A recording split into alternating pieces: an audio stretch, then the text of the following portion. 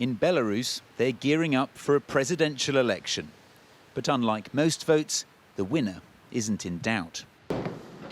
After more than 3 decades in power, Alexander Lukashenko's set for a 7th term, even though he's not campaigning. He recently told factory workers he's too busy. But he also has no need to worry. His so-called rivals, like Communist Party leader Sergei Sirankov, won't even criticize him. Instead, he endorses him and calls him Batka, an affectionate nickname for father. Batka is not only the one we have to thank for a child's birth. Batka will also feed the child, protect them, get them on their feet, and create all the conditions for their development and confidence in their future. But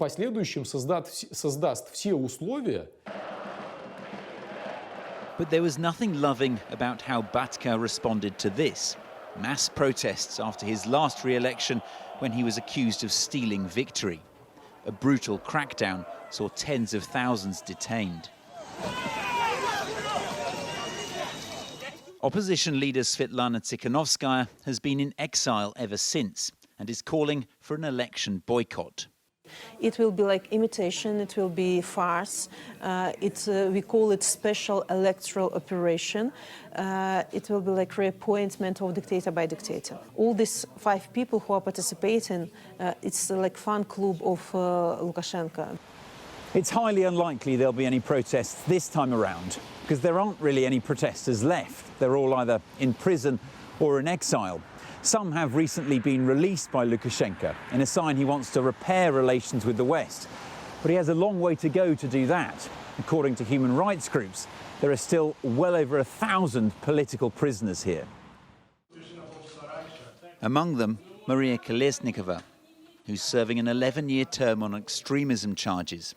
Her sister Tatiana fears for Maria's life. She continues to be strong, yes, she's very strong and courageous person, but at the same time, I understand that everything has its limits, and how much longer she can preserve such strongness in her. No such problems for the man described as Europe's last dictator, who seems to have granted himself an almost holy status.